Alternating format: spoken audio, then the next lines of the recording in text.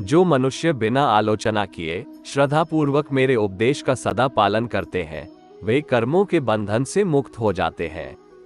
मेरी कृपा से कोई सभी कर्तव्यों का निर्वाह करते हुए भी बस मेरी शरण में आकर अनंत अविनाशी निवास को प्राप्त करता है।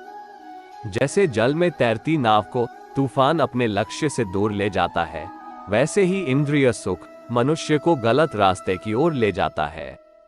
जो कुछ भी तू करता है उसे भगवान को अर्पण करता चल। ऐसा करने से सदा जीवन में मुक्ति का आनंद अनुभव करेगा। मैं ही सबकी उत्पत्ति का कारण हूँ और मुझसे ही जगत की शुरुआत और अंत होता है। मैं समय हूँ, सबका नाशक। मैं आया हूँ दुनिया का उपभोग करने के लिए। हे अर्जुन, तुम यह निश्चय पूर्वक सत्य मानो कि मेरे भक्त का कभी भी विनाश या पतन नहीं होता है। जिसकी इंद्रियां वश में होती हैं, उसकी बुद्धि स्थिर होती है। किसी कार्य को खूबसूरती से करने के लिए मनुष्य को उसे स्वयं करना चाहिए। परिश्रम वो चाबी है जो किस्मत का दरवाजा खोल देती है। ईमानदारी और बुद्धिमानी के साथ किया हुआ काम कभी व्यर्थ नहीं जाता। हे अर्जुन, तुम ज्ञानियों की तरह बात करते हो, लेकिन जिनके लिए शोक नहीं करना चाहिए उनके लिए शोक करते हो। मृत या जीवित, ज्ञानी किसी के लिए शोक नहीं करते। जो मनुष्य सब कामनाओं को त्याग कर इच्छा रहित, ममता रहित तथा अहंकार रहित होकर विचरण करता है, वही शांति प्राप्त करता है। भगवान या परमात्मा की शांति उनके साथ होती है जिसके मन और आत्मा में एकता हो, जो इच्छा और क्रोध से मुक्त हो, जो अपने खुद की आत्मा को सही मायने में जानता हो। स्वार्थ से भरा कार्य इस दुनिया को कैद में रख देगा। अपने जीवन में स्वार्थ को दूर रखे, बिना किसी व्यक्तिगत लाभ के। मनुष्य जन्म से नहीं बल्कि कर्म से शूद्र या ब्राह्मण होता है। जो श्रम से लजाता है वो सदैव परतंत्र रहता है। कार्य की अधिकता से उकताने वाला व्यक्ति कभी कोई बड़ा कार्य नहीं कर सकता। अपने से हो सके वो काम दूसरे से न कराना।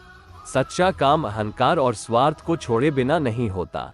काम की अधिकता नहीं, अनियमितता आदमी को मार डालती है। निर्माण केवल पहले से मौजूद चीजों का प्रक्षेपण है। यद्यपि मैं इस तंत्र का रचयिता हूँ, लेकिन सभी को ये ज्ञात होना चाहिए कि मैं कुछ नहीं करता और मैं अनंत हूँ।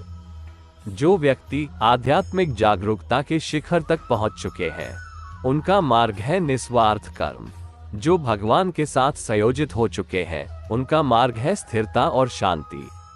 हम जो देखते हैं वो हम हैं, और हम जो हैं, हम उसी वस्तु को निहारते हैं। इसलिए जीवन में हमेशा अच्छी और सकारात्मक चीजों को देखें और सोचें। एक उपहार तभी अच्छा और पवित्र लगता है जब वो दिल से किसी सही व्यक्ति को सही समय और सही जगह पर दिया जाए, और जब उपहार देने वाले व्यक्ति का दिल उस उपहार के बदले कुछ पाने की उम्मीद ना रखता हो। महान कार्य शक्ति से नहीं किंतु उद्यम से संपन्न होते हैं। पहले कहना और बाद में करना, इसकी अपेक्षा पहले करना और फिर कहना अधिक श्रेष्ठ है। कमजोर आदमी हर काम को असंभव समझता है, जबकि वीर साधारण। प्रतिभा 1% प्रेरणा और 99% श्रम है। किसी दूसरे के जीवन के साथ पूर्ण रूप से जीने से अच्छा है कि हम अपने स्वयं के भाग्य के अनुसार अपूर्ण जिएं। इंद्रिया शरीर से श्रेष्ठ कही जाती है। इंद्रियों से परे मन है और मन से परे बुद्धि है, और आत्मा बुद्धि से भी अत्यंत श्रेष्ठ है। जो आशा रहित है, जिसके मन और इंद्रियां वश में है, जिसने सब प्रकार के स्वामित्व का परित्याग कर दिया है, ऐसा मनुष्य शरीर से कर्म करते हुए भी पाप को प्राप्त नहीं होता और कर्म बंधन से मुक्त हो जाता है। मनुष्य कर्म को त्याग कर कर्म के बंधन से मुक्त नहीं होता। केवल कर्म के त्याग मात्र से ही सिद्धि प्राप्त नहीं होती। कोई भी मनुष्य एक क्षण भी बिना कर्म किए नहीं रह सकता। हे कुंती नंदन, संयम का प्रयत्न करते हुए ज्ञानी मनुष्य के मन को भी चंचल इंद्रियां बलपूर्वक हर लेती है। जो भी मनुष्य अपना जीवन आध्यात्मिक ज्ञान के चरणों के लिए दृढ़ संकल्प में स्थिर है, वह सामान्य रूप से संकटों के आक्रमण को सहन कर सकते हैं और निश्चित रूप से खुशियां और मुक्ति पाने के पात्र है। अपने काम में सुंदरता तलाशो, उससे सुंदर और कुछ हो ही नहीं सकता। जीवन में ऐसा काम करो कि परिवार, गुरु और परमात्मा तीनों तुमसे खुश रहें। जीवन में सबसे ज्यादा आनंद उसी काम को करने में है जिसके बारे में लोग कहते हैं कि तुम नहीं कर सकते हो। जब तुम्हारी बुद्धि मोहरूपी दलदल को पार कर जाएगी, उस समय तुम शास्त्र से सुने गए और सुनने योग्य वस्तुओं से भी वैराग्य प्राप्त करोगे। हे अर्जुन, विषम परिस्थितियों में कायरता को प्राप्त करना श्रेष्ठ मनुष्यों के आचरण के विपरीत है। ना तो ये स्वर्ग प्राप्ति का साधन है और ना ही इससे कीर्ति प्राप्त होगी। ये बड़े ही शोक की बात है कि हम लोग बड़ा भारी पाप करने का निश्चय कर बैठते हैं तथा राज्य और सुख के लोभ से अपने स्वजनों का नाश करने को तैयार है। ऐसा कोई नहीं जिसने भी इस संसार में अच्छा कर्म किया हो और उसका बुरा अंत हुआ हो, चाहे इस काल में हो या आने वाले काल में। भगवान का कोई प्रिय अप्रिय, अपना या पराया आदि नहीं है। उसके लिए सभी प्राणी प्रिय है, क्योंकि वे सबकी आत्मा है। भगवान धर्म की रक्षा के लिए अवतार लेते हैं। जब जब धर्म की हानि और अधर्म की वृद्धि होती है, तब तब मैं अवतार लेकर आता हूँ। सज्जनों की रक्षा, दुष्टों का विनाश और धर्म की पुनः स्थापना हेतु मैं प्रत्येक युग में प्रकट हुआ करता हूँ। जो अपने योग्य कर्म में जी जान से लगा रहता है, वही संसार में प्रशंसा का पात्र होता है। योग्यता से बिताए हुए जीवन को हमें वर्षों से नहीं बल्कि कर्मों के पैमाने से तौलना चाहिए। बड़े कार्य छोटे कार्यों से आरंभ करना चाहिए। अच्छे कार्य करने के लिए कभी शुभ मुहूर्त मत पूछो।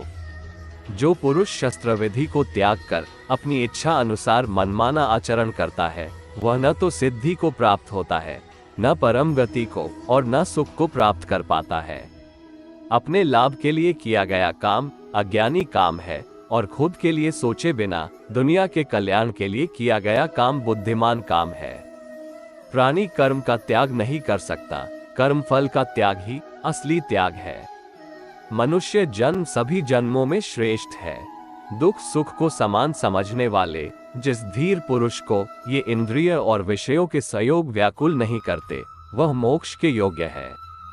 इस संसार में ज्ञान के समान पवित्र करने वाला निसंदेह कुछ भी नहीं है। जो अविवेकी जन ब्राह्मणों से द्वेष रखते हैं, वे मेरे शत्रु हैं। जो मनुष्य मेरी भावना से ब्राह्मणों की पूजा करते हैं, उन्हें संसार में सुख की उपलब्धि होती है और अंत में मेरे धाम के अधिकारी होते हैं। इंद्रियों से खुशी पहले अमृत की तरह लगती है, लेकिन उसका अंत जहर के समान कड़वा है। जिनके पास कोई बंधन नहीं है, वे वास्तव में दूसरों से प्यार कर सकते हैं, क्योंकि उनका प्यार शुद्ध और दिव्य है। बुद्धिमान व्यक्ति ईश्वर के सिवाय और किसी पर निर्भर नहीं रहता। धर्म युद्ध में जो व्यक्ति धर्म के साथ नहीं खड़ा है, इसका मतलब है कि वह अधर्म का साथ दे रहा है। वर्तमान परिस्थिति में तुम्हारा कर्तव्य ही तुम्हारा धर्म है। अगर आप अपना लक्ष्य पाने में असफल हो जाते हो तो अपनी रणनीति बदले, लक्ष्य नहीं। अपना पराया, ऊंच नीच, मेरा तुम्हारा, ये सब अपने मन से हटा दो और फिर देखो, ये सब तुम्हारा है और तुम सबके हो।